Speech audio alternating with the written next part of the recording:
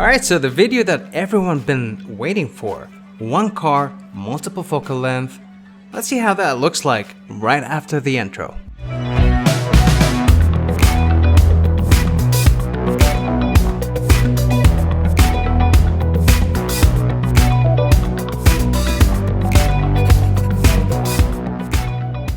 So I've been telling you to experiment with your focal length. Sometimes you might want to go wide, sometimes you might want to go very narrow. And in today's tutorial, I'm going to use different focal lengths, starting off with the 16, 24, 50, 80, 100, 150, and 200. And we're going to use three different lenses, the 16 to 35, the 24, 105, 70 to 200.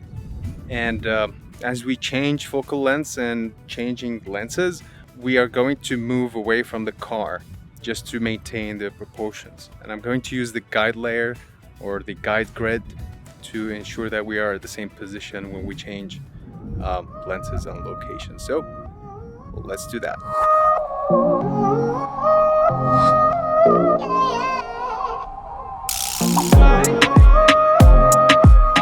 Alright, so here we go. This is on 16 mil. Alright, let's do that.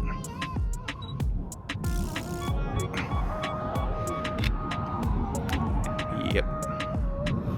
Alright, now we are at the focal length of 24 and I've maintained the same kind of proportions with the grid lines, and there you go. Now we are at a focal length of 50. We've moved a bit away from the car. Yeah, I'm going to click.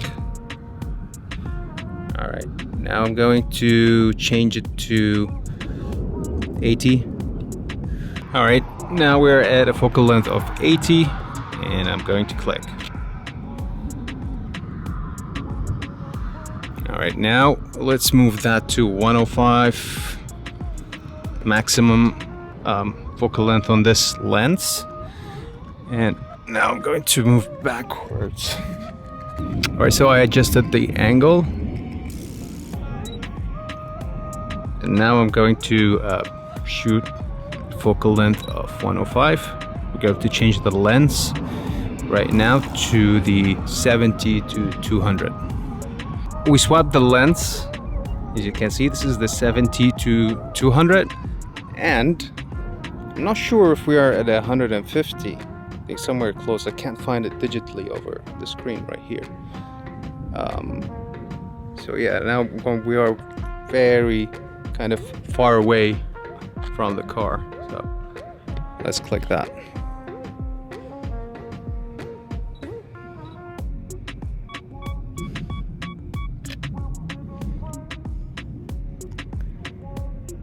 Now let's move this right here. All right, let's do this. Focal length of 200. There you go. We're done. Alright, so let's have a look at the photos one more time. And let me show you what happens when you change the angle of the camera for the extended focal length. Something beyond 150. Or, 150 and to 200. I'll show you that in a bit, but first let's have a look at the photos one more time.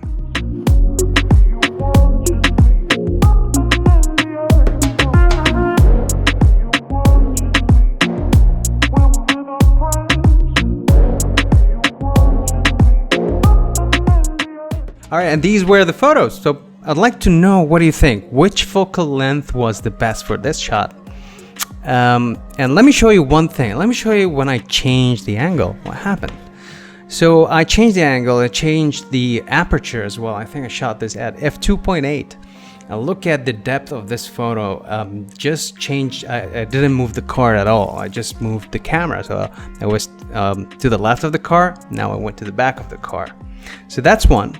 Let me, that's at the focal length of what? That's at 200 ml. So at focal length of 200 from another angle, this is what I got as well. So it looks really nice. It gives you that compression in the background, right? It looks really, I don't know, surreal? I don't know what's the word.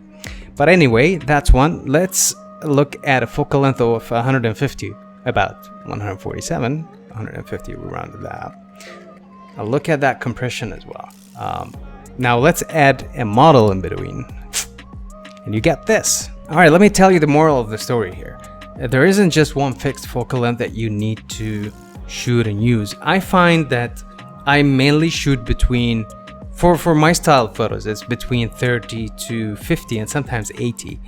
But I do extend the focal length every now and then, sometimes 105, which is the maximum focal length for the 24-105. Sometimes I just change the lens and I go with the 70 to 200 to get such shots that you wouldn't be able to get with a wide lens. Yep, background compression. All right, YouTube, we've reached the end of this video. Let me know what you think in the comment section below. I'd love to know what you think of these photos, and focal lengths, of course. If you have any questions, please don't hesitate to ask. Don't forget to follow me on Instagram, subscribe to this YouTube channel, and I'll see you in the next video.